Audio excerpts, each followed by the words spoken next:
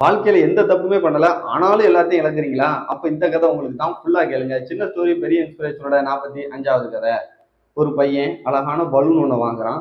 ரொம்ப சந்தோஷமா இருக்கிறான். அண்ட் அத ரொம்ப கேர்ஃபுல்லா பாதுகாக்கிறான். அண்ட் அது அவனுக்கு ரொம்ப ஸ்பெஷலாவும் இருக்குது. ஆனா அவனுக்கு தெரியாம அந்த பலூன்ல ஒரு சின்ன ஓட்டை ஒண்ணு இருந்துச்சு. ஆரம்பத்துல எந்த ப்ராப்ளமும் இல்ல. பலூன் ரொம்ப ஃபுல்லா இருக்குது. ஆனா கொஞ்ச நேரத்துக்கு அப்புறமா அந்த பலூன்ல இருக்கக்கூடிய காற்று அந்த சின்ன ஓட்டை வழியா வெளியேற ஆரம்பிக்குது. அண்ட் இன்னும் கொஞ்ச நேரத்துக்கு அப்புறமா அந்த பலூன்ல இருக்கக்கூடிய மொத்த காத்து வெளியேறி பலூன் சுருங்கி அந்த பலூன் எம்ப்டி ஆயிருது. இதை பார்த்து அவன் கன்ஃபியூஷன் ஆகுறான். இந்த பலூனை வந்து நம்ம ரொம்ப கேர்ஃபுல்லா பார்த்துக்கிட்டு இருந்தோம். அப்புறம் எப்படி இது எம்ப்டி ஆச்சு அப்படின்னு.